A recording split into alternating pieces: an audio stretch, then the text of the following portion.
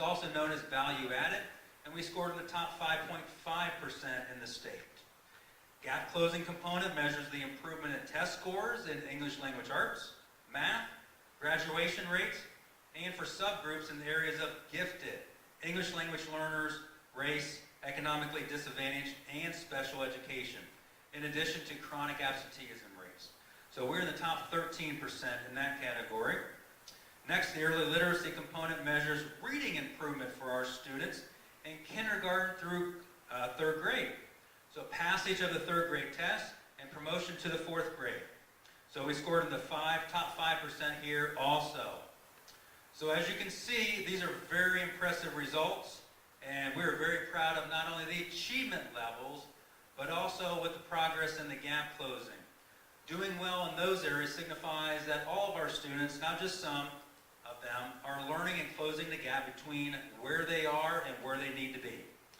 So as we probably will mention a few times this evening, and we've already mentioned a few times, that this is a result of a team effort and dedication by our students, staff, families, and with support of our entire community. So I think it deserves a round of applause on our achievement report card. Thank you. Now that's what the report card says, but the proof sometimes has to be heard. So tonight, I am proud to bring on the high school choir. They're under the direction of Mrs. Blankenship, and they are singing Peace Song with We Shall Overcome. So let's welcome them.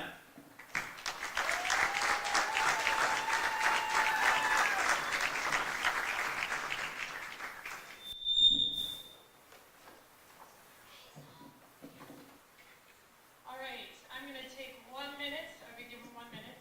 I just wanted to kind of highlight what our choir has chosen to wear tonight. I asked them to wear shirts that display different activities or things they do in the school district to show you that even though we're the choir, we are not just one thing. We do a lot of things.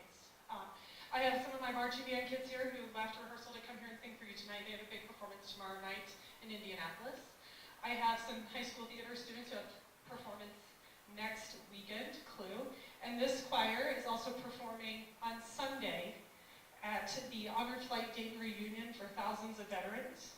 We are so very honored to sing for them on Sunday, and we are honored to sing for you tonight. And like you said, we are singing Peace Song. Thank you.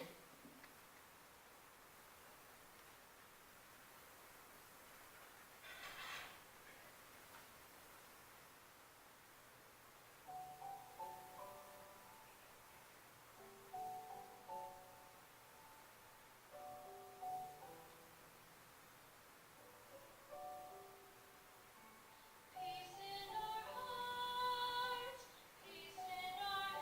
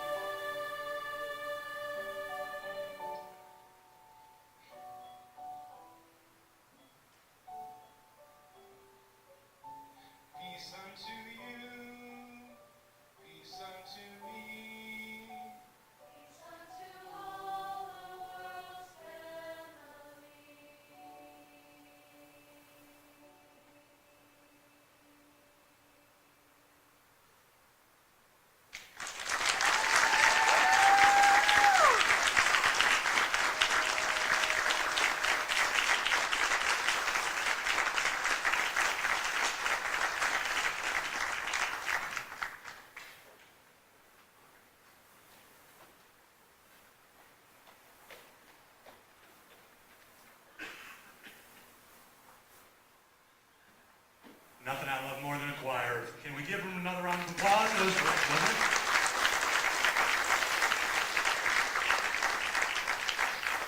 That was a lovely job by our high school choir, Mrs. Blankenship. Thank you so much for coming here tonight and for all of your hard work. They're another wonderful example of what being a five-star school district is all about. I'm not sure if she mentioned, I can't quite remember, but I do think she said they're singing that for Honor Flight this weekend.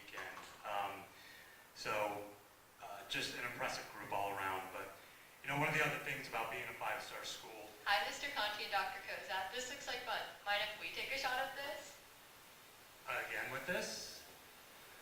I suppose Jordan and Emmy did an okay job, so if you two can keep it short, I suppose you can try. Thanks, guys.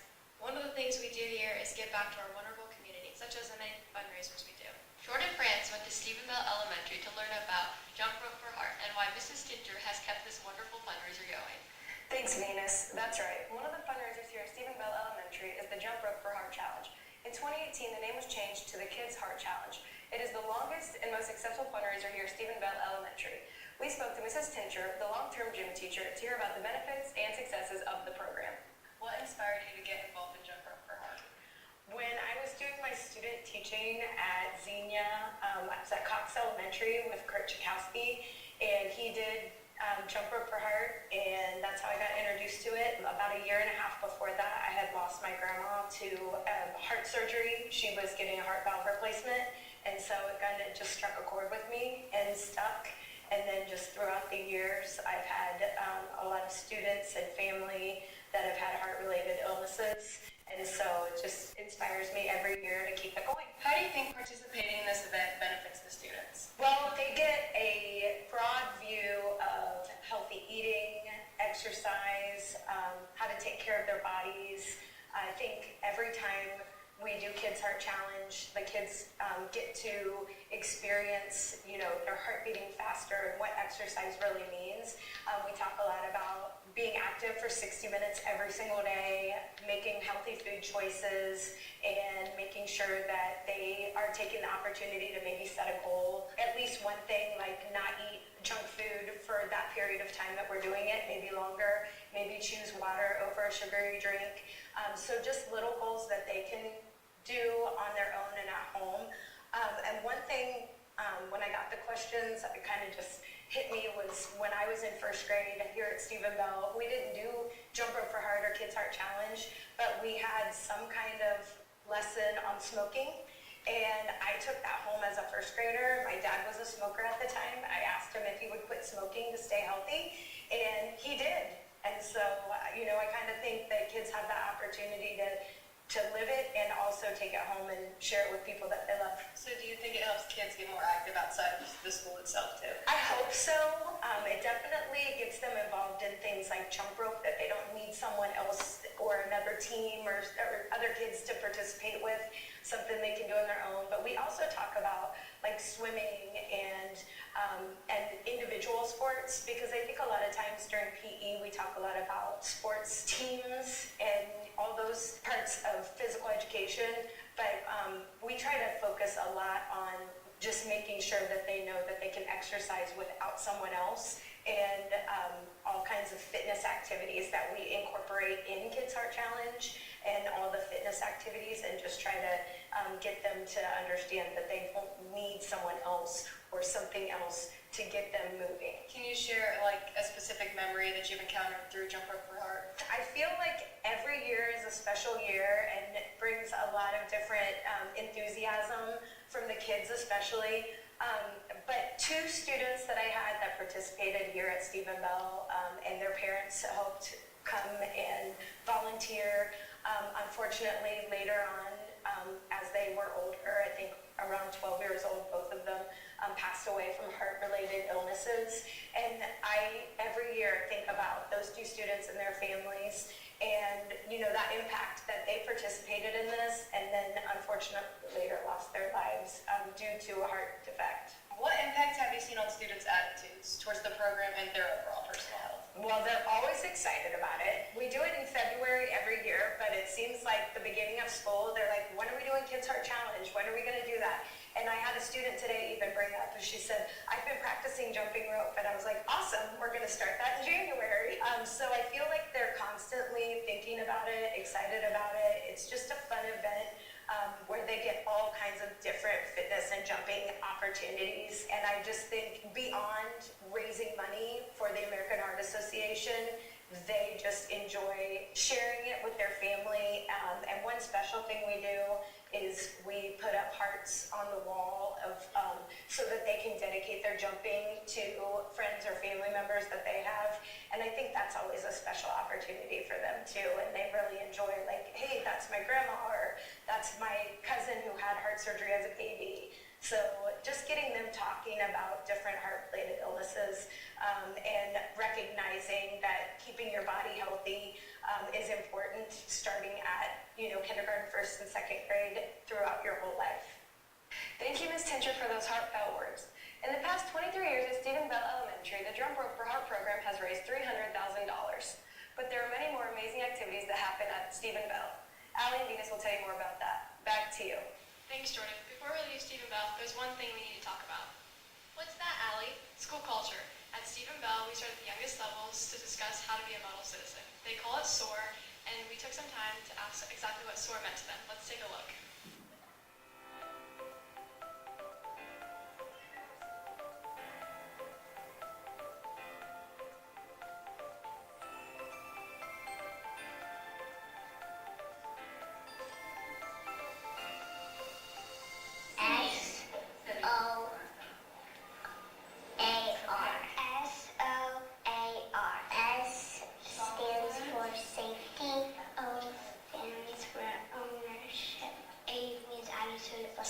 Respect.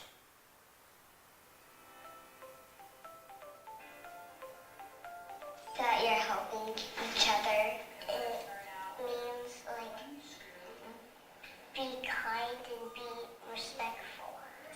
An eagle soaring. Eagles. We use nice manners. We be kind to other people. Be kind. Be respectful. It means say your manners, be nice, help people up if they fall. Help people to be good.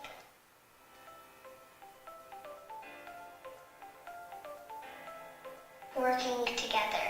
If you play together and you include different friends and you do all that. By being kind, good and safe. When someone was down, you should help them, and you should help people. Help some people if they don't know what the answer is. If people fall down, and you'll help them get up. Or you can help them spell something. If they have trouble with something, you can just help them.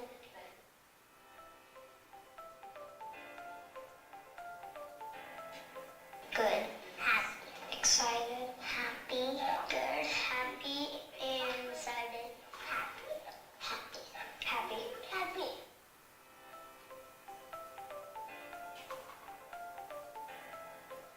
Because there's special things in there, like Squishmallows. Because it has so much fun things. Because you get to get really expensive prizes. Because you get stuff. Because you can get cool toys and play with them at home. You get to get a lot of toys.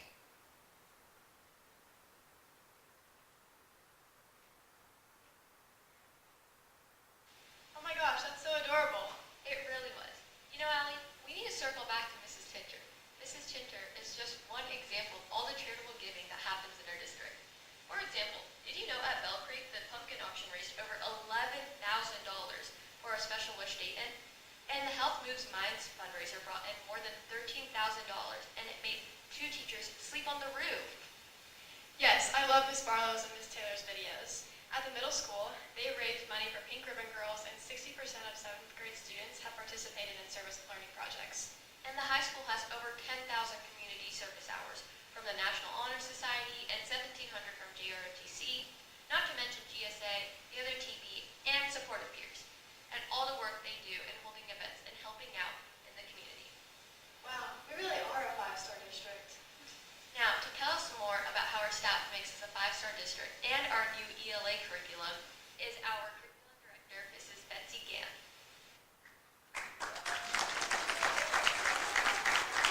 Thank you so much for having me. I'm excited to be a part of the celebration tonight. 5-star schools, 5-star community. Thank you so much.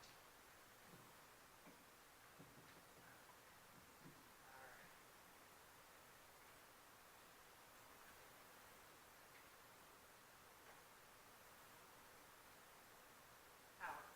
Yeah. Thank you. All right, before I move on to talk about curriculum, I want to talk a little bit about a couple more charitable events that happen here in the district. The first one happens at the high school. Students vote every year for a turkey teacher. Through charitable giving, there is a winner or maybe a loser, depending on how you look at it. That winning teacher gets to wear the turkey costume for the day. The other event happens at Bell Creek, and it's happening next week. These cereal boxes are collected, families send those in, and last year Bell Creek collected over 1,100 cereal boxes. And those donations, as well as money, went to the Bellbrook-Sugarcreek Community Center. If you want to participate, be sure to drop off boxes of cereal at Bell Creek between now and next Friday, November 22nd. Now I'd like to share a little bit about our amazing teachers. Our teaching staff has 2,338 combined years of experience, with 65% of our teaching staff having at least 10 years experience. They don't stop there. Teachers are always learning. We are lifelong learners and instilling that in the students' minds every day. 71% of our teaching staff hold an advanced degree, master's degree or higher. And 100% of our teaching staff, every classroom teacher, not just reading teachers, every classroom teacher from music, art, social studies, even our principals, we're all participating in science of reading training so that we can help students in all areas. And 65% of our teaching staff have already completed that.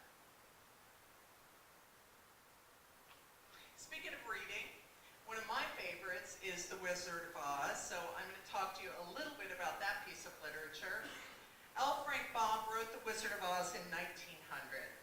It was later turned into a musical in 1902, and then the incredible movie that we all know and love was published or produced in 1939.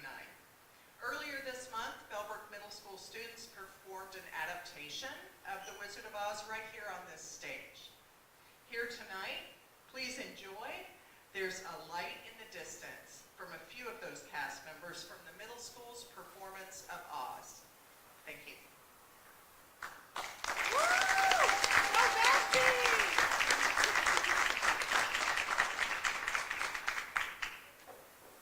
Thanks for letting us come today. I just want to say we cannot be more proud of the theater program at Bellbrook Middle School and High School. I have the honor to be part of both of them.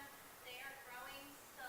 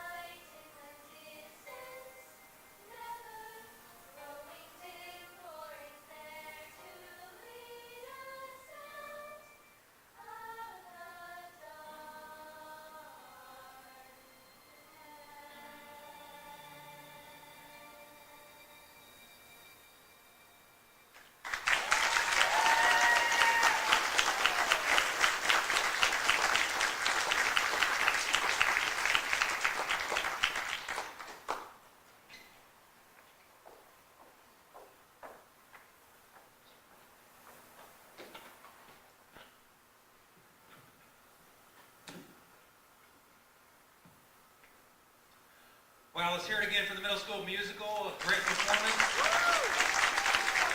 And they had a fantastic show last weekend, so congratulations to all of them. You know, Doc, I'll say that song, There's a Light in the Distance, really speaks to me every day at 3:30. Well, Mr. Conti and Dr. Cozette, that joke was definitely something, but I am sure everyone is relieved to see we are taking back control. I'm thrilled. I'm also thrilled to share something amazing that has been happening in the very building we are in today. Jordan, it's not cool to brag about something that we're doing in the middle of doing it. No, not that. Well, yes, this. But also, the middle school student government. We have many amazing students who are willing to step up and make a difference in our schools today. That's right, and Venus Agrawal took the time to sit down with some of the middle school leaders to find out exactly what the student government does at the middle school. Thanks, Emmy. I just sat down with 4 middle school students to talk about student government, and they told me how they want to be inspiring to other students and how they want to make sure everyone's voice is heard. You guys are all in student government, so why don't you tell me some activities you could do as like a middle school officer? We do a lot of planning of different activities, specifically dances at the middle school. We've recently had a 6th grade dance, and we worked together to plan all the activities that were going to be there and some advertising for the dances. And we also kind of try to address some problems that some kids have at the middle school and kind of get them to teachers and principals so they can think of solutions. As treasurer, I count the money, and in the 6th grade dance that we had a few weeks ago, we were running the concession stand, and I was helping to get the money back to the students. We have about 2 meetings a month, and before each meeting, we kind of all plan to prepare, and I make a slideshow for each meeting to present to everyone. As the secretary, I will set up poster committees for posters of any of the events that we make, and send out the announcements that go all over the school to make sure that people know about the events that we're planning. I heard that you guys brought in a basketball hoop for recess. Yeah, we fundraised last year, I believe, to get a basketball hoop for recess, and we've been working on showing people how to use it. There have been a couple videos made make recess a little more enjoyable. Why did you choose to run for student government? I chose to run for president of student government because I've always loved to be a leader in my school, and I always want to make a positive and fun environment for all students at BMS. I think it's very important for problems that students have in their school to be shown to teachers and principals so they can get solved. I ran for treasurer because I like dealing with numbers, and I like to help make sure that the meetings are and all the money's running smoothly. And I ran for secretary because I like to keep things organized. I like to keep our meeting minutes, and also I like to let the school know events are happening, kind of like around advertising. In what ways did student government allow students to have a voice in the school? We meet with the principal about once a quarter, and we discuss with her some issues students have been having and some ideas that they've expressed, and then we try to make them happen to the best of our abilities.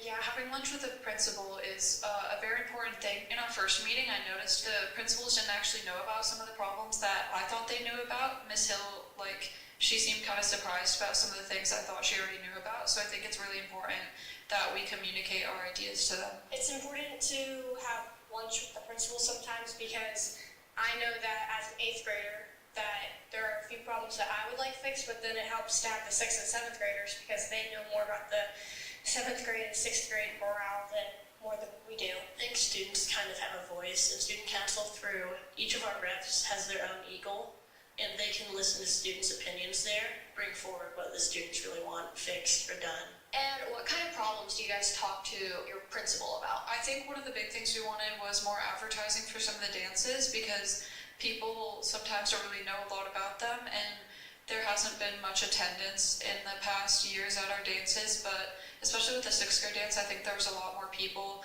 because we knew to do more advertising and kind of hype it up a little bit more. For example, we're thinking at our last meeting with the principal, we're thinking of having themes for the dances to hopefully get the students more hyped up about them. You mentioned your Eagle period. Can you elaborate on what that is for the people who don't know? So Eagle is each of the students' basically a study hall. If we have a certain amount of representatives from each Eagle, they can then go back to their Eagle and talk to all the Eagles about student council things happening. And I think that's been really good because we've actually had at least one representative from almost every Eagle this year, so that really does help the students stay informed. And do you think having this kind of student involvement in our school helps our school maintain a 5-star rating? I believe that having more students be involved, like just all together, creates like a stronger community between like amongst all the schools. Yeah, I definitely believe being able to address our problems makes school a lot more enjoyable because students feel like they're a bit more involved and they have more of a voice and they can be a little bit happier at school when they can fix some of the problems that have been making them unhappy. I think because of the involvement from student council, that really kind of helps keep some students that might have done otherwise, keeping them behaving on the behavior that gets us a 5-star school award. Is student government very like influential in like the middle school, just like how everyone acts? We have quite a few signs up around the school. If we set an example, I believe that some of the younger students like kind of look up to us. Student council, it kind of depends on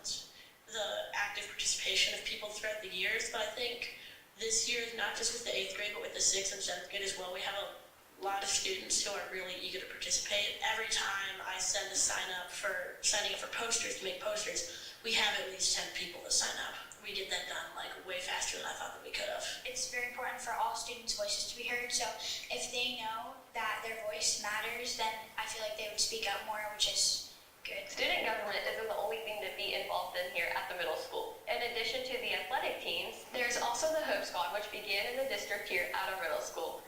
There is also the National Junior Honor Society and the Math Pentathlon Club, the Middle School Art Club, the Yearbook Club, the Chess Club, and Board at School, the middle school's board game club. The middle school just begins to set the tone for how much there is for kids to do during their free time. And this shows how much we value a well-rounded education here at Bellbrook-Sugarcreek schools. Thanks, Venus. Alexis and Katie, what are you doing here? We thought we'd take a turn. We're gonna keep on switching it up, so just roll with it. Oh, okay, that's great. Good luck. Thanks, Venus. We're certainly proud of all the offerings that are really being happening to students. Another thing we are very proud of is our commitment to the military family, as is evidenced by our Purple Star designation at all of our schools. Our own Allie West talked to her former teacher, Mr. Scott Anderson, and some others about the Veterans Celebration and what it means to him, as well as how it plays into our prestigious Purple Star designation. The Veterans Day celebration has been going on for a long time, and Mr. Anderson told me it's one of his favorite days each November. Can you explain what the Veterans Day celebration is that you hold every year? Sure. Since 2017, Bell Creek Intermediate has held a Veterans Day celebration to honor the veterans here in the local community and sometimes even beyond that. Our 5th grade students and our military families get to invite veterans that they know, and we host them here at our school. We begin kind of the celebration with a Heroes Parade, and what that is we have all of our 3rd and 4th grade students line the hallways, and kind of like the honor flight when people come back from at the Dayton airport, we kind of line the hallways like that. We have music playing, and our veterans take a couple laps around the halls just so we can let them know how much we appreciate them. And then they head to the gymnasium where the 5th grade students are there waiting on them, and we have a saber arch from the Bellbrook High School JROTC, and they enter through that, and then we actually have our celebration down there in the gym. It's definitely a highlight of our school year and something that our kids really look forward to. That's really cool that you get to include the JROTC in that. Absolutely, yeah. We rely on them heavily. Why do you keep holding this event every year? Bellbrook Schools and Bell Creek has had a long tradition of honoring veterans, even before I came here. There were some former 5th grade teachers, Dave Herrick, Susan Peters, Kathy Gall, and some others, Peg Williams, that they were writing veteran letters, thank you letters. I believe you did those back when you were in 5th grade. And those were before I got here. And so we have continued to do that. We still do that. We send out hundreds of letters every year from 5th graders here at Bell Creek. In 2017, as I said, we started to do more of an in-person thank you. as well. So we kind of have two things going at once. And I think just teaching our students, our fifth graders, they're at that perfect age that they can start to really understand what a veteran is and the sacrifices that veterans make for our country to have the freedoms and the blessings that we have. We try to help them to understand not just the people in the military, but also the military families, because the spouses and the kids, there's a lot of sacrifices they have to make as well. Just not only honoring and thanking the veterans, but also teaching our kids here at Bell Creek just what a veteran is and what it's all about. Yeah, so it really impacts everyone in all different aspects. Yep.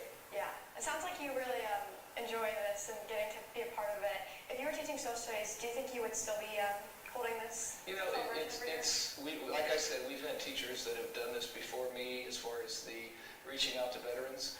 And we have a group of social studies teachers right now, not just me, that kind of spearhead this, so to speak. But it's really a building effort.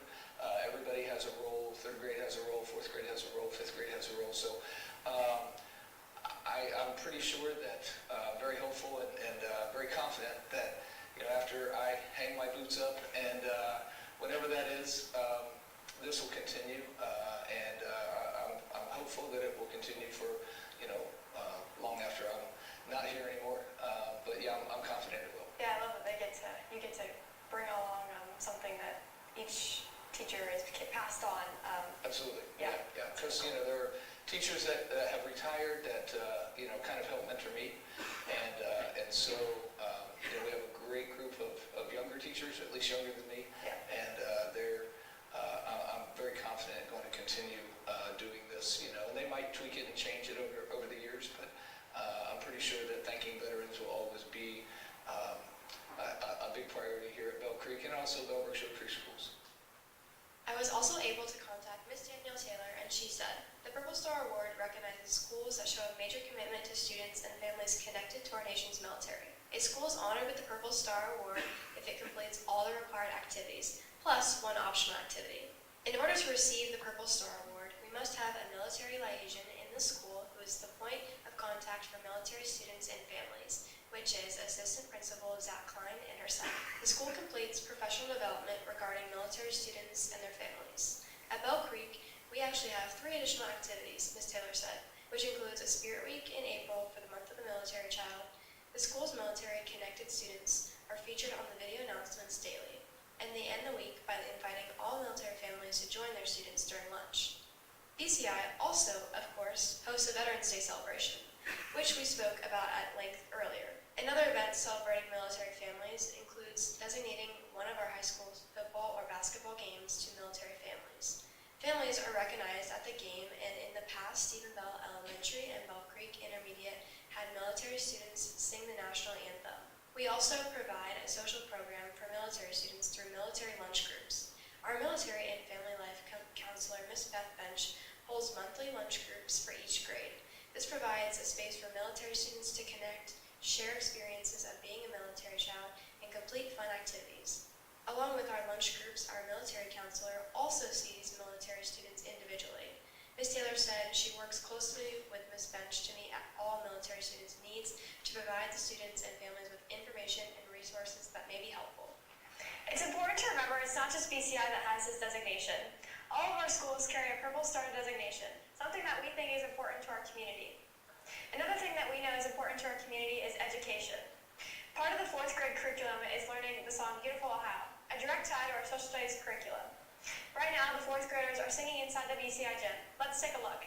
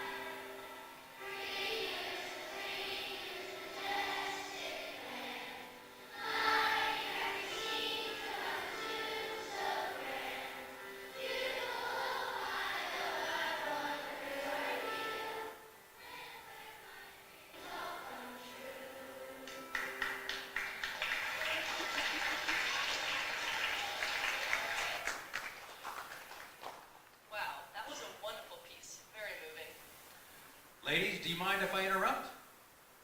Sure, Dr. Kozad. This is your meeting after all. We do need to talk about finances this evening. You know, we spend less per pupil than many districts our size. You want to talk about finances? Students are always very excited to know about fiscal responsibility. I bet they're on their way here right now. First and foremost, the end goal of our school finances is to provide the best possible academic program, enhanced by our extracurriculars and a safe learning environment. I'm very proud to say that I believe we do an exceptional job in all these areas. Later tonight, our treasurer, Kevin Liming, will present our 5-year forecast, which tries to predict our finances for the next 5 years. No spoilers, but I'm glad to say at this point in time, we're in solid financial shape.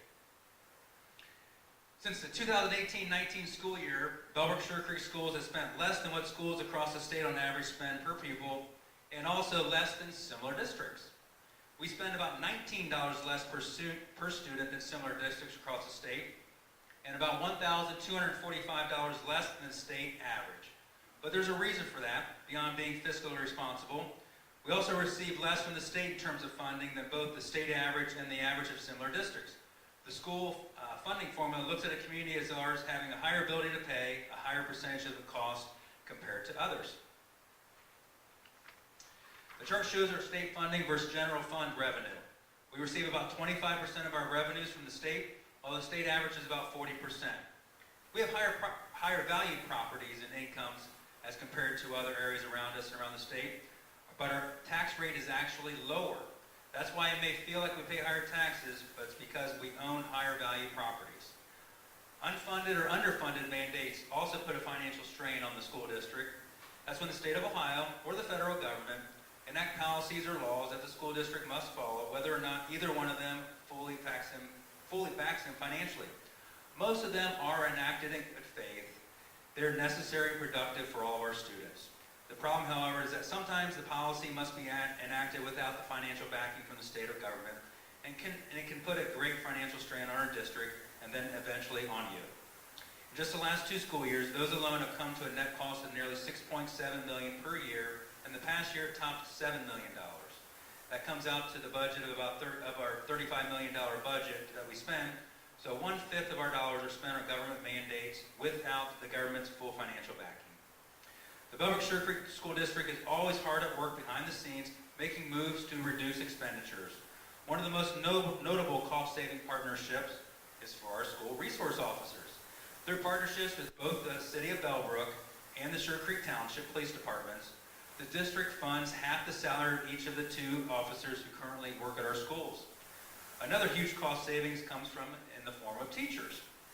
The Greene County Career Center provides 4 teachers and materials to our district, helping provide programs the district couldn't reasonably afford without them. That is a cost savings of approximately $400,000 per year when the teachers' salaries and benefits are factored in. Another major cost savings is actually an influx of cash. Premier Health, which formerly had the naming rights to Miami Valley South Stadium, gives the district $75,000 per year to be the official medical group of the district and aids in health care by providing our athletic trainer to the district free of cost, picking up his pay and benefits. Other benefactors that help the district include groups like the Lions Club, PTO, Athletic and Music Boosters, and BSEF. These group fund projects and or initiatives that not only financially benefit the district, but its students' experiences as well. You may have heard of the Eagle Land 2 project, spearheaded by the Lions Club. Lastly, the district, with leadership from the Board of Education, continues to take its financial stewardship seriously. Our district goal is to maintain a proactive stance in planning for future needs within the confines of current and projected future funding, and demonstrate fiscal responsibility in all aspects of operation and management. And I believe we are doing just that. You can always check out our district finances on our webpage and annually in our financial edition that we send out, and that's in the bridge, and it shares all of our district financial information. Now that I've been talking about finances, I'm sure anchors have more to say. Wow. I did not know that we were as fiscally responsible as we are in the district. What an amazing job Dr. Kozad did today. Absolutely.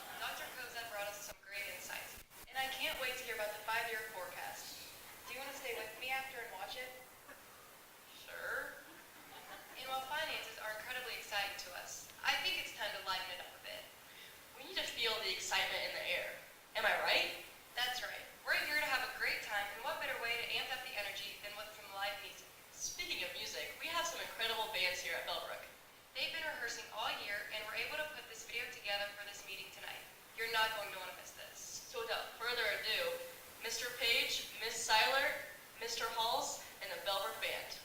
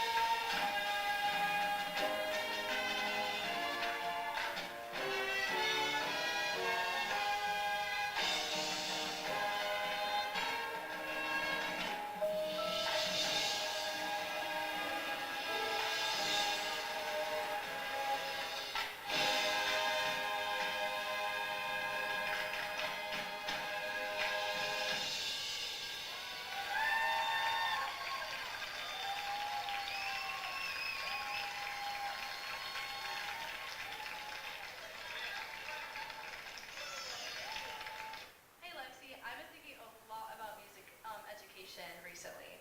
It's been a big part of our community and Bellbrook High School. Absolutely, Katie. Music isn't just an extracurricular. It's a big part of our identity. The band, choir, and even our color guard play such a big impact in our school spirit and community engagement. That's right. Did you know that 390 students participated in band and choir this year? That's over a third of our students. Yes, and this past year, our indoor percussion ensemble qualified for the Scholastic A World Competition. The Winter Guard advanced to the 2024 International Scholastic World Class Finals and placed 11th in the country. And our marching band just had its command performance on Monday and is heading to the BOA Nationals to compete this weekend. But Katie, we have Olive waiting to give us more information about the high school. Oh, you're right. Olive has a variety of wonderful activities to share with all of you. As Mr. Hand says, this school is a school that never sleeps, and you'll see why. That's right, Lexi and Katie. I'm at the school that never sleeps. Aside from the amazing academics you heard about earlier, the Bellbrook High School has a wide variety of extracurriculars. A lot of students actively participate in all these different activities. I spoke with Mrs. Amanda Brenner and Mrs. Kristen Krumhauer of Spirit Committee, Mrs. Tess Rivera of Supportive Peers, and Miss Olivia Calora of Hope Squad, just to get a taste of what's available here at the school.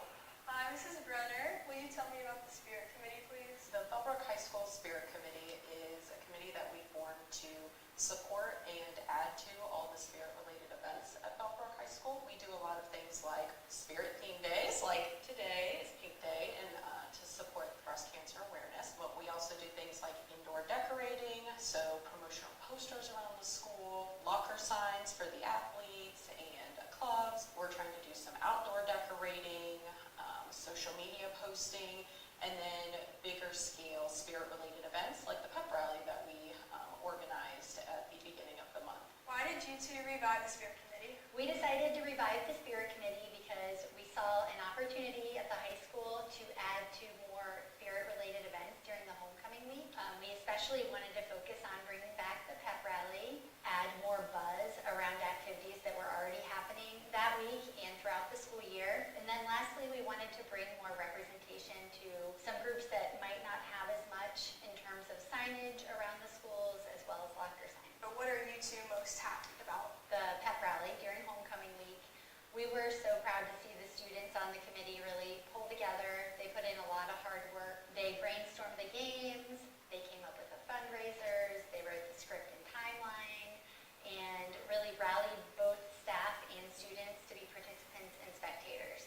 How does the Spirit Committee add to Bellbrook being a 5-star school? The Bellbrook High School Spirit Committee really is adding and enhancing our school culture and our school community. At Bellbrook, we like to say that we soar together, which it just means that we come together and kind of look outside of ourselves to make a positive impact on others and support others and celebrate the successes of others.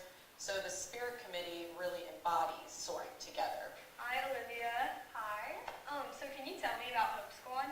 So Hope Squad is a student-led, peer-nominated group. So one of the biggest things about Hope Squad is that we are trying to support other people and like lessen the stigma about mental health and suicide, and just find ways in our community to make people more loving and understand these like crises and stuff like that. So it's less like taboo to talk about. A lot of the people in there are like already trusted by their peers, and we do a lot of different things around the school, and we get trained to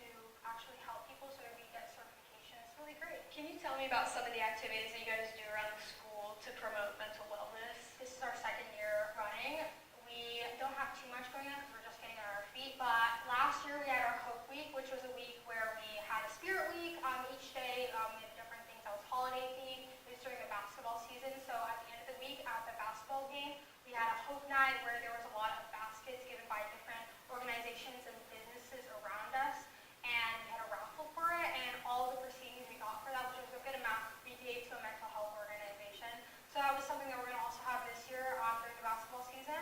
And then this year we also had a day where we supported the World Suicide Prevention Day, and everyone wore yellow, and we just talked about like different ways to help people around you, and if you need help, how to get that. What have like the responses been throughout the school? Do you see people like looking at your signs, like making them happy? Like what are the kind of... To the people who I've been talking about, it's actually proven that like signs like that like foster these kind of environments, feel more comfortable in the school. It's less taboo, is what I'm saying. And Yeah. so it just makes people feel more comfortable and more like safe in the environment. So yeah, that's what people have told me. How does Hope Squad exemplify that Bellbrook is a 5-star school district? What do you guys add to the school district? Our mission is to help the people around us, and that's what I really believe Hope Squad is like attained because of our mission to like lessen mental health stigma and like do suicide prevention. I feel like it fosters a better community of empathy and compassion and understanding, and it doesn't just help like individual students, it also helps like our like school community and the community around us. I love that you guys are breaking the stigma. How did Hope Squad start at our high school? So Hope Squad actually started in the middle school. It's pretty big there right now, and a lot of the people in our community wanted to see something like that in the high school. So last year, our advisor, Ms. Lewis, was able to bring it about to the high school and get all these peers, and students to join. So yeah, that's why we have it in the high school now.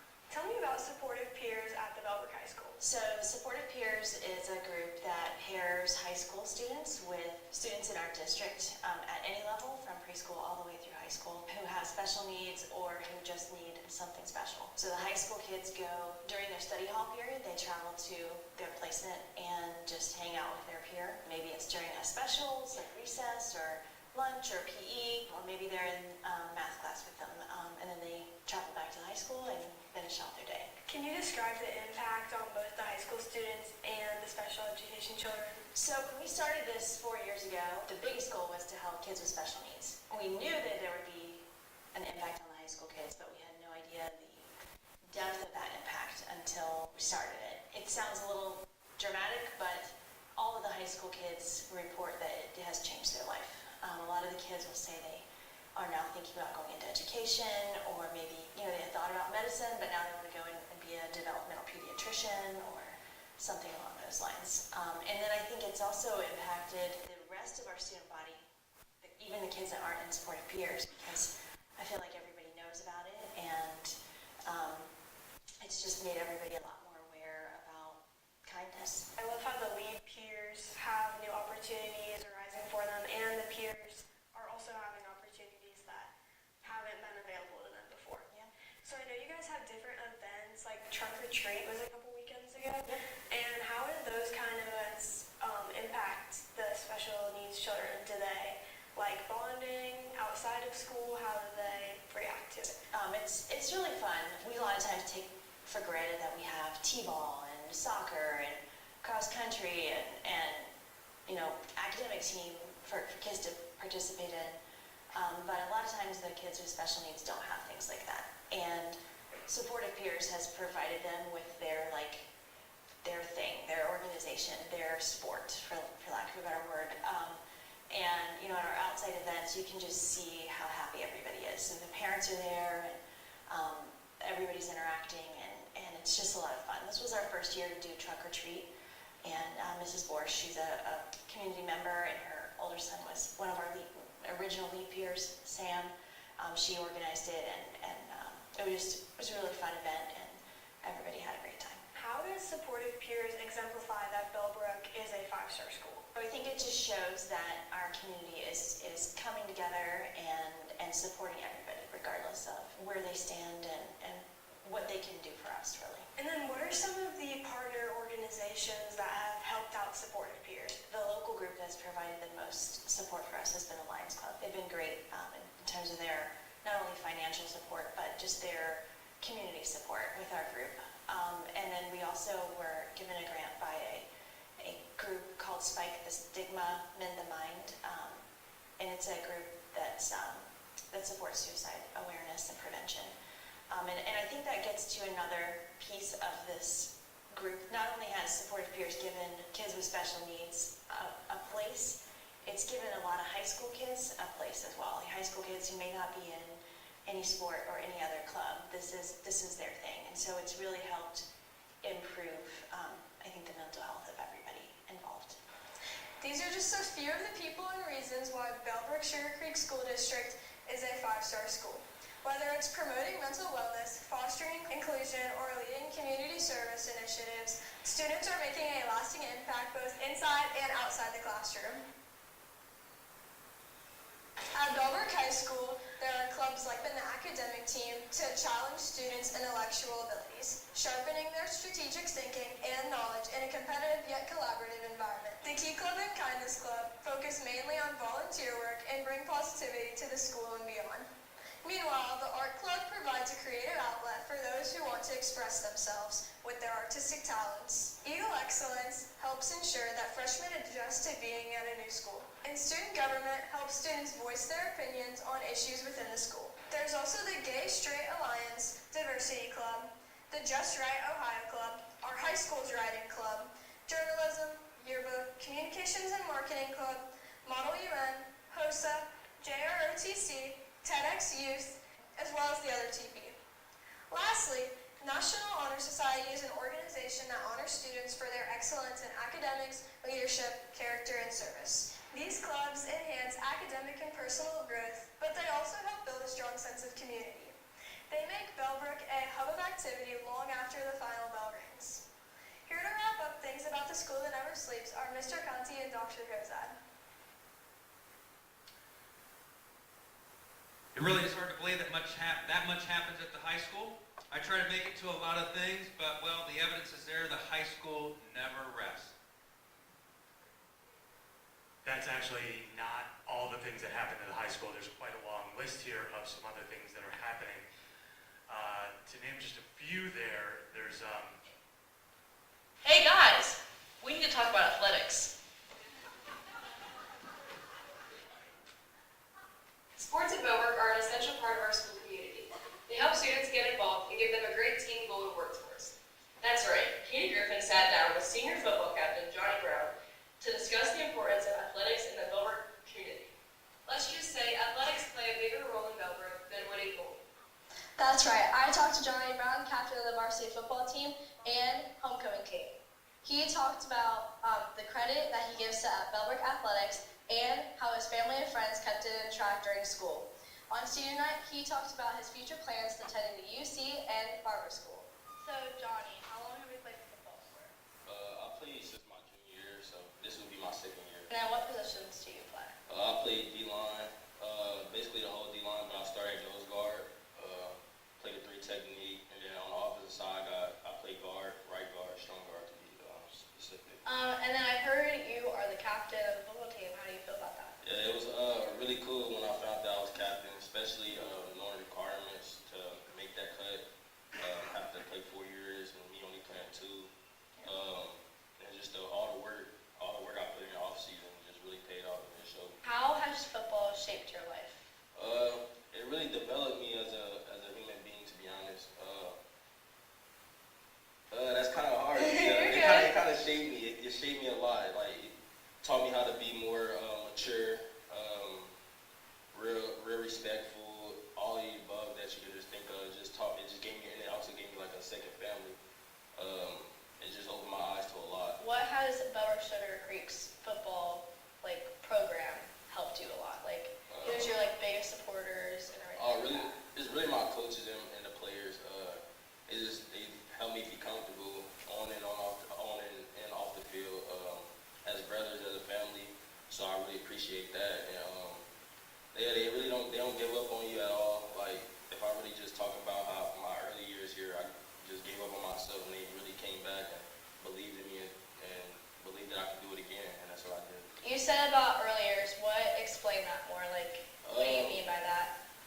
middle school, I was always into sports, but I was always into sports, but like knowing how the COVID hit and all of that, I kind of just went distance from it and kind of just let my body give up. Like I was just not into sports no more. I just was done with it, and then I came back freshman year after everything was clear, trying to play sports, and it was just not the same.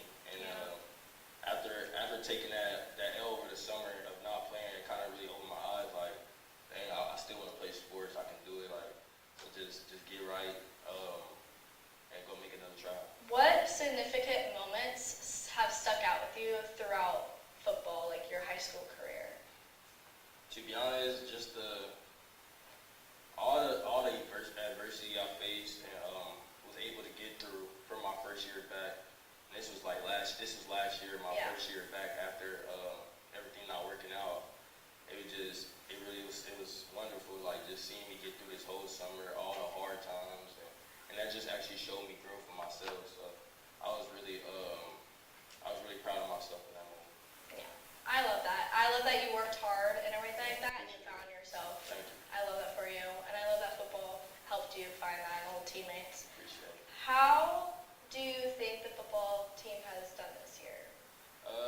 Do you think it's a lot different? Yeah, it's real well. It went this season. I can't even like explain how proud I am of the guys and the coaching staff and just everybody that was just a part of this year, because we having a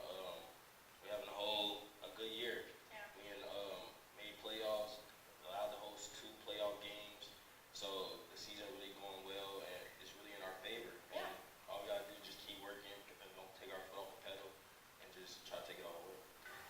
Johnny is a big part of the scene here, while telling his inspiring story about how Johnny's journey with football is an inspiring piece, but athletics mean a lot to our district. For the middle school and the high school combined, there are over 1,000 students involved in sports. And at the high school, combining all the varsity sports, there are over 29 consecutive SWBL all-sports titles, thanks to the 24 varsity teams that we have. Bellbrook football is 11-1 and will face Wapakoneta this weekend. The girls volleyball team finished the season 18-7 as district runner-ups. The girls soccer team was 14-2-3 with a district runner-up finish, and the boys soccer team was 8-6-3 and finished the season in the district semifinals. All 4 of those teams won at least a share of the SWBL title. The cross-country teams had a great showing this year as Allison High competed at State Gold Morgan Dalton and Olive Barbeau qualified for Division I regional competition. As a team, the girls took 6 at regionals. Caden Fromm and Andrew Bruckart also qualified for regional as the boys team finished 8th. Of course, both boys and girls teams also won the SWBL. The boys golf team won the SWBL and took 6th in the district competition, and CJ Scully went on to finish tied for 3rd at the state meet. The girls team finished 2nd at sectionals and 8th at district, and won their 3rd consecutive SWBL title. The girls tennis team finished the season at SWBL runner-up, and at the sectional tournament, Lola Brown won her first 2 matches before bowing out, while Becca Cyphers and Anna Howard won their first 2 matches as well. I don't think we have quite enough time to go through winter and spring sports, but I'll just add that Jada Weiss made state in girls wrestling, and Mia Nazaritas fished on podium at the state diving meet, taking 6th in the 1-meter diving competition. Connor Spriggs finished his diving season with a 12th place finish. The 200 free relay team finished 12th in the Division II state finals. Peter Guthrie finished 8th in the 50 free, 8th in the 100 breaststroke, and the 200 medley relay team finished 19th. And during the spring, the boys lacrosse team won the regional and made it to the state semifinals. Am I forgetting something? Oh yeah, cheerleading. The traditional competition cheer team finished 7th in the varsity non-building Division II Universal Cheerleading Association High School National Finals last season at Walt Disney World in Orlando, Florida, scoring an impressive 82.5 points in February. Both the game day and competition squad and traditional squad have a whole season of competitions to complete. And speaking of competition, our anchors, Lexi and Alexis, have one more special group to tell you about. Thank you, Katie. We appreciate you helping us share all about the competitive spirit here at Bellbrook-Sugarcreek schools. Yes, it doesn't have to be knocking heads on a football field to be competitive. It can be on a tennis court, a soccer pitch, or the gym floor. Or it can even be on a stage. Yes, it can. And tonight we are going to Brontosaurus, who will be facing off in Capture the Flag. Keep in mind, these teams are still looking for scholarships for nationals in Houston, Texas this upcoming spring. You'll hear more about it as the season progresses. For those of you who don't know, the Hog Flyers won last year's national title and those students have graduated. Full Throttle was the second place finisher. Actually, Full Throttle and Hog Flyers went to a virtual tie and Capture the Flag and went to some depth to determine the winner. But enough delay. Let's bring them out.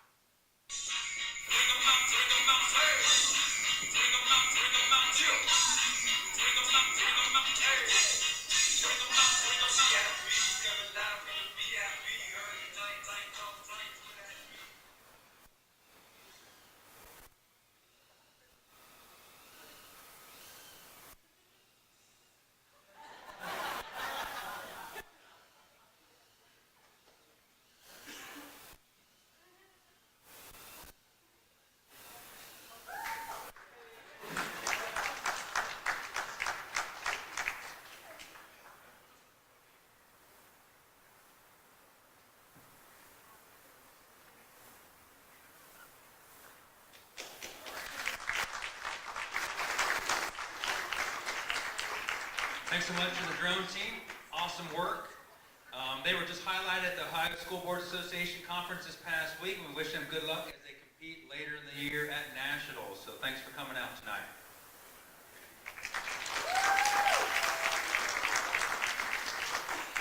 Also want to say thank you to our very talented and hardworking anchors and reporters tonight, including Jordan France, Emmy Vollmer, Lexi Holding, Katie Griffin, Olive Varvel, Venus Agrawal, Allie West, and Alexis Lemieux. So wow, don't we have an amazing group of students? Let's give them a round of applause also for helping us tonight.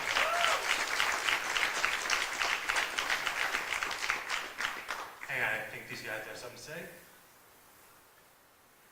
Hello everyone, we're the Full Throttle drone team, one of 6 drone teams at the high school. We compete in the Drones in School program, a national competition that's a year-long engineering and marketing project. We'd like to thank the school board for inviting us here to get us some more exposure and for continuing to support us. We're planning on having three competitions at the high school this year, with the first one being in December. And we're prepping for the national race in Houston this year. To both of these guys. Thanks a lot. As we get to close here, I'd also like to say thank you to Henry Conti here. He's the mastermind behind our State of the Schools performance here. Did a fantastic job of putting together a very positive, energetic, enjoyable evening and bringing our quality profile to life. So thank you very much. Additionally, thanks to everyone who participated tonight and in our videos and who participated were part of our amazing 5-star schools and 5-star community. And thank you for everybody for showing up tonight for our first ever State of the Schools performance. So give yourself a round of applause. Thank you. All right, we're going to ask Mr. Kinsey to maybe take back the reins here, maybe have a short recess, 5-minute recess to kind of reset the stage here, and we will then go back to business meeting. So. I'm going to make a motion to take a 10-minute recess. Do I have a second? Second. Seconded by Mrs. Dorn. Mr. Liming, please call the roll. Mr. Kinsey? Yes. Mrs. Dorn? Yes. Dr. Pryor? Yes. Mrs. Anderson? Yes. Mr. Price? No. Motion passes 4 to 1. 4 to 1. Everybody, thank you so much for coming. Seriously, you're welcome to stick around if you want to stay out. We totally understand. Thank you very much again. Thank you. Have fun, you guys. I'm sad I'll miss the fun part of the meeting. Yeah. Thank you for all you did. Yeah. I'm so glad to be part of it. Have fun, you guys. Not too much. Thank you. You guys did great. Like you need to be applying to college in practice, right?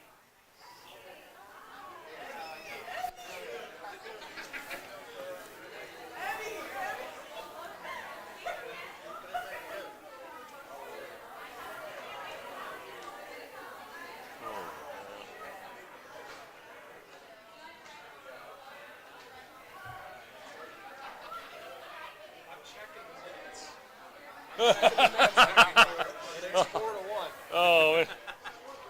the motion down there yet, so I better get with it. Let's see. Mike motioned and Audra seconded, right?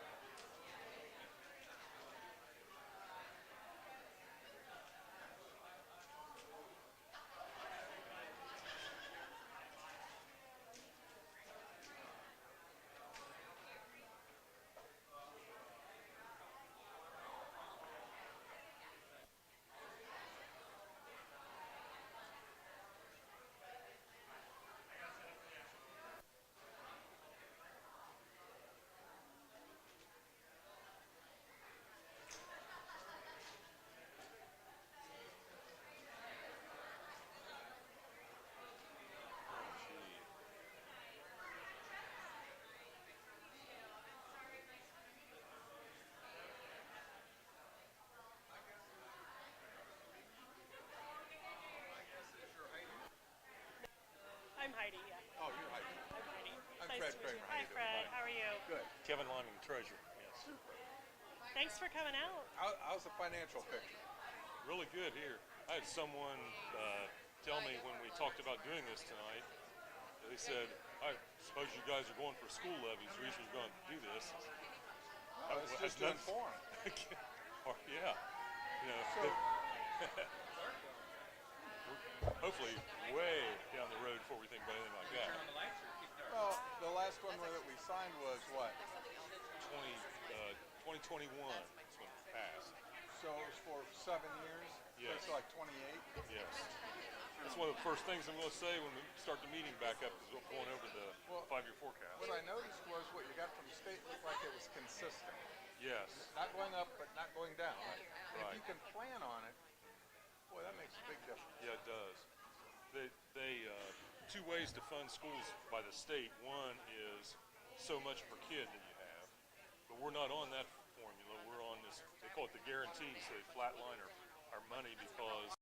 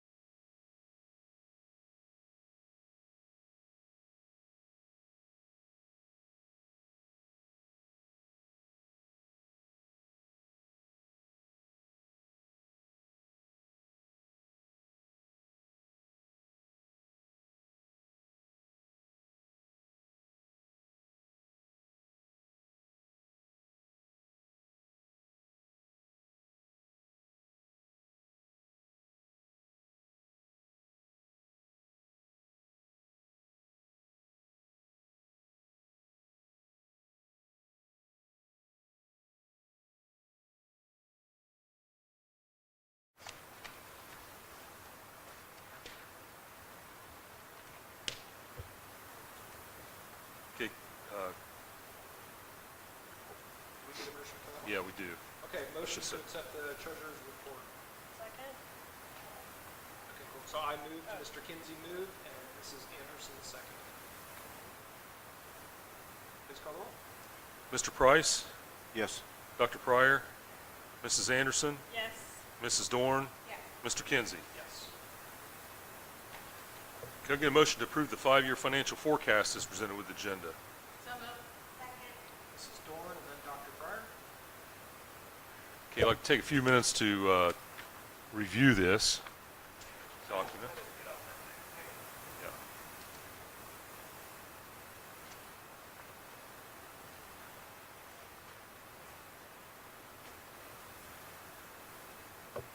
I'd like to say this every time I do this document, just in case you might forget, but it's a general fund only, so we're not talking about any federal or state funds, athletics, or permanent improvement, or bond issue, or lunchroom, anything like that. It's just a general fund.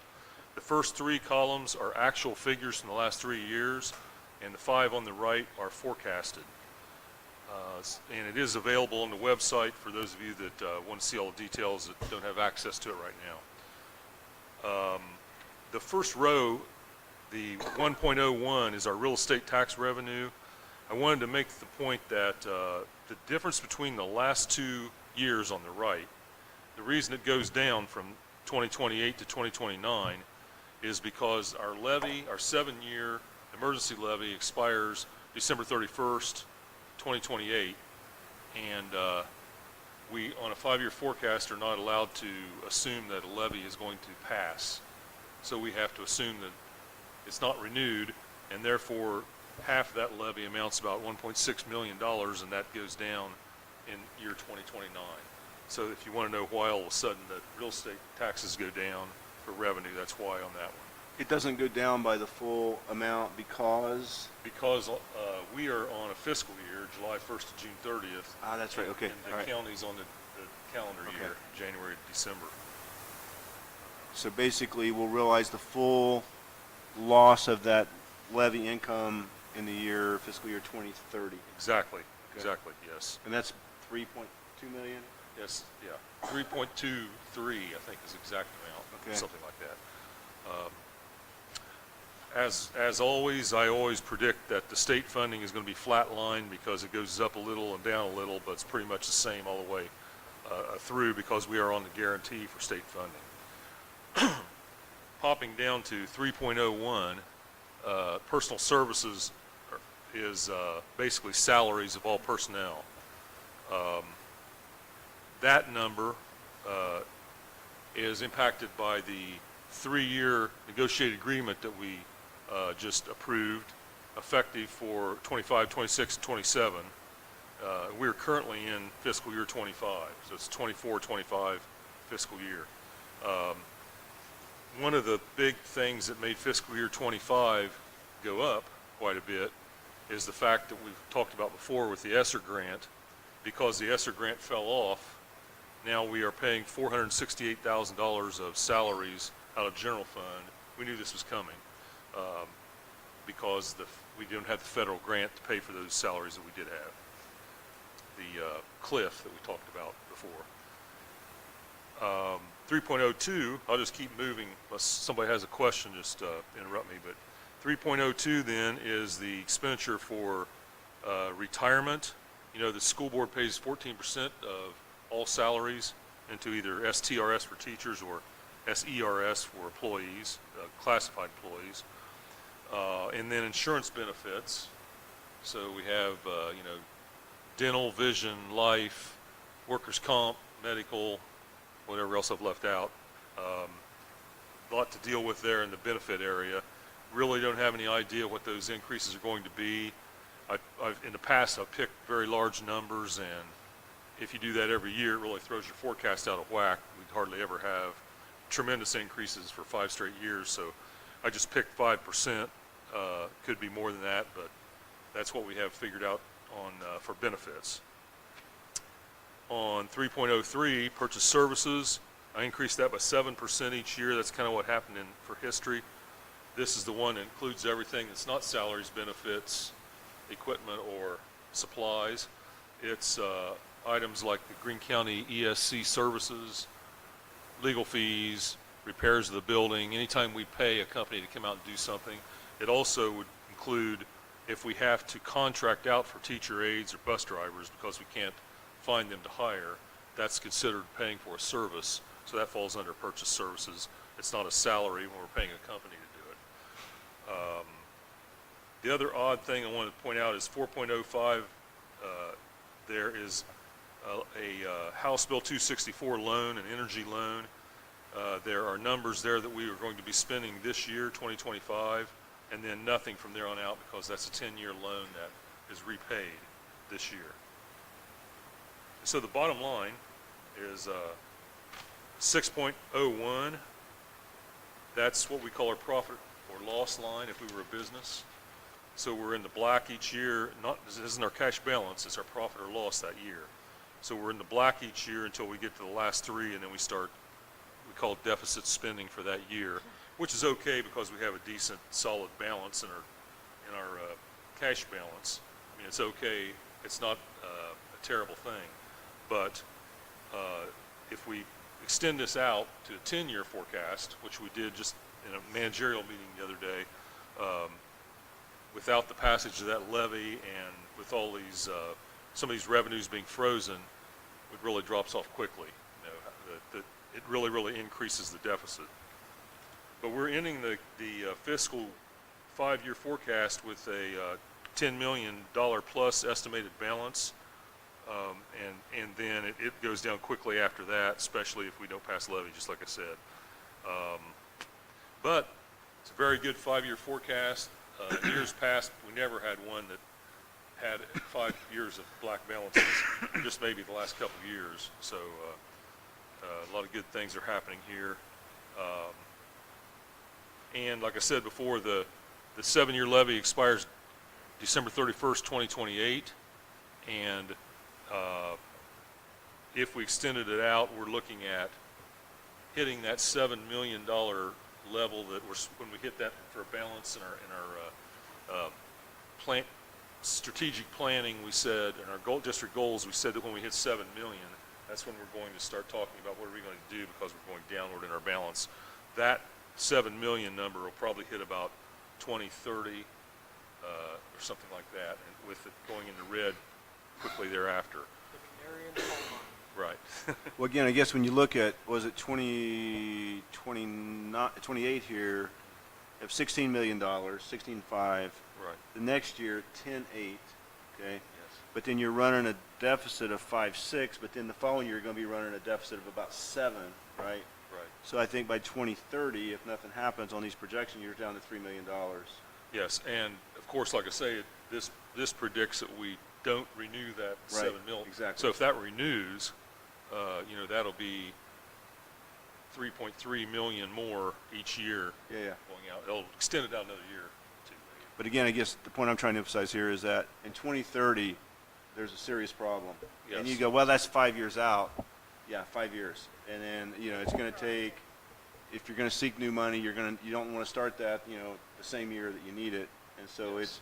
the clock's ticking, and that's why I've tried to emphasize at these board meetings, I've tried to emphasize to the community, I've tried to emphasize, in these meetings that there are initiatives by other school districts that are similar to ours in terms of, as Dr. Cozette covered this evening, the state considers our district to be affluent because of our property values and our income as a comparison to the state. There are other districts that face that, districts like Centerville, Beaver Creek, and places like that we have across the state a problem. And Centerville just passed their levy, but after the 4th try, and they were seriously on the ropes.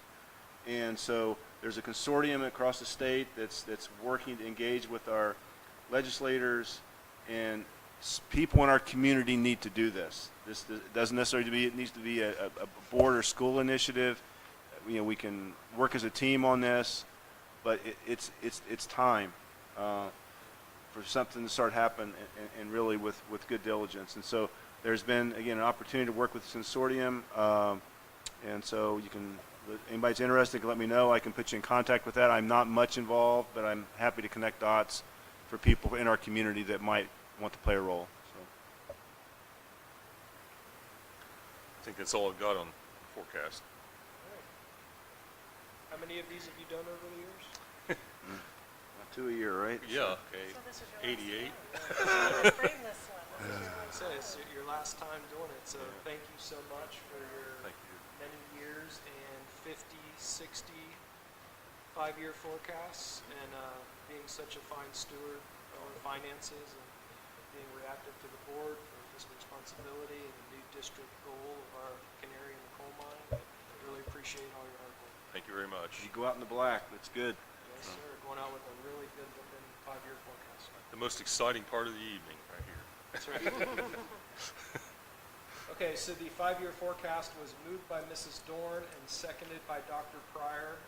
Please call the roll to accept. Dr. Pryor? Mrs. Anderson? Yes. Mrs. Dorn? Yes. Mr. Kinsey? Yes. Mr. Price? Yes. Motion passes. All right, anything else, sir? No. Moving into correspondence, if anybody has anything for the good of the board, especially something that we might not all have seen. I got a couple messages from BCI parents and students wanting to know if we could, what the process is for getting chess club officially on our radar. If that would take like an MOU or what that would take. We have teachers that are meeting outside of their contract hours with students, volunteer basis. They're not asking for anything, but the parents would like to have that officially be recognized as a club. I want to say some of that is negotiated during contract negotiation time, Yeah. but if you want to maybe take a look at that. Yeah, so to be official, I mean, I guess there's two pieces of that. To be officially recognized by a club is kind of one thing, but the other piece is a supplemental for the people to go along with that, so. I just want to put it on the radar. Yep. If we could look at that at some point, because there's a lot of kids that are involved in that at BCI. Yep, and so we can definitely look at that. I've put that back on to the folks running that, just because the process is, from a union perspective, that is something that they would bring to us Okay. as a proposal. And I think that's why the parents did, because they know Yeah. that those teachers will never ask for anything. So just a way that they were wanting to recognize their value to what they bring to BCI. Anything else? Thank you.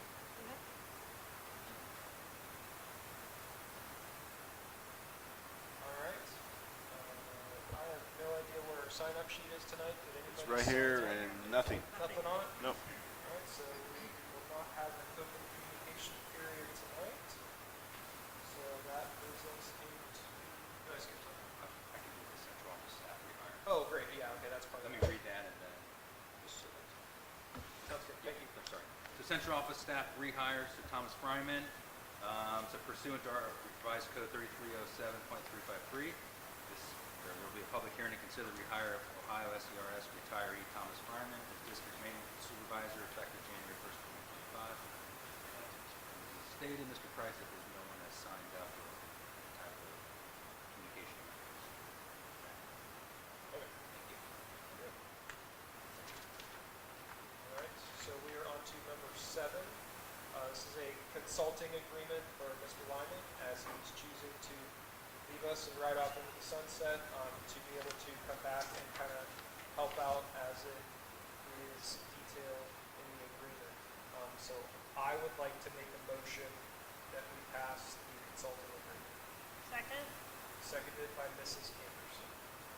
I'd just like to say that I'm only going to use days that are needed, so I don't know if I'll have 10. It might just be a couple hours here and there, and may not get to anywhere near 10. We're going to work several days before I'm done. Those don't count toward 10, so we'll get a lot of stuff ironed out probably before January. Anybody have any questions? Please call the roll on your consulting agreement. Mrs. Anderson? Yes. Mrs. Dorn? Yes. Mr. Kinsey? Yes. Mr. Price? Yes. Dr. Pryor? Yes. Motion passes. Superintendent's report. Yes, thank you. So superintendent's report, new business, so this is consent agenda A through C. So A, certificated license employment resignation leave of absence supplemental duty.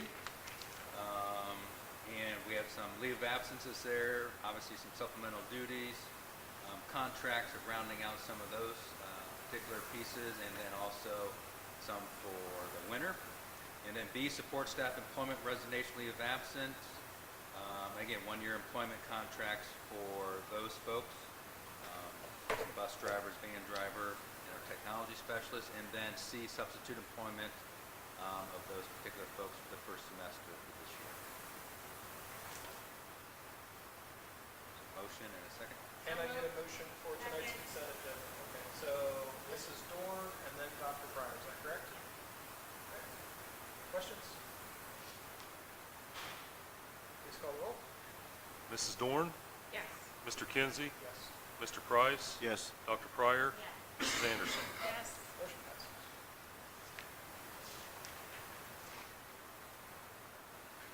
Yep, so this is just for an item of discussion and information. So this is the 2025 meeting calendar draft.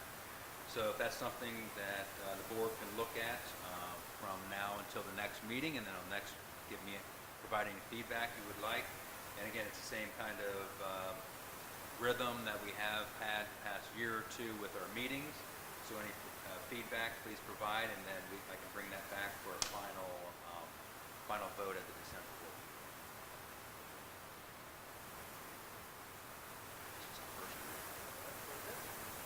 And then other action items, indoor track participation. So recommend approval of the 2025 high school indoor track and field participation. And this is something that we've done for quite a few years.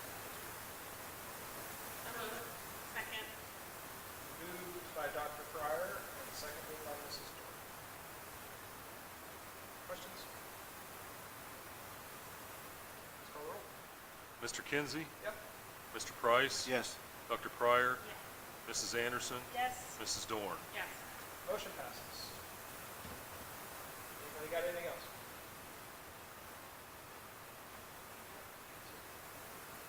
All right, I will take a motion to adjourn for the night. So moved. Second. Mrs. Anderson and seconded by Mrs. Dorn. Before we do that, seriously, thank you, Mr. Conti, very, very much, Dr. Kozad, all the students, everybody who made tonight most fun board meeting we've ever had. Thank you very much. I can't even imagine all the work you've done. Why do you ever get the marching band to perform for you during the board meeting? Well, I can't wait to see what you bring next month. I'm sure it'll be better. So with that, let's call the roll to adjourn. Mr. Price? Yes. Dr. Pryor? Yes. Mrs. Anderson? Yes. Mrs. Dorn? Yes. Mr. Kinsey? Yes. We are adjourned at 8:56 p.m.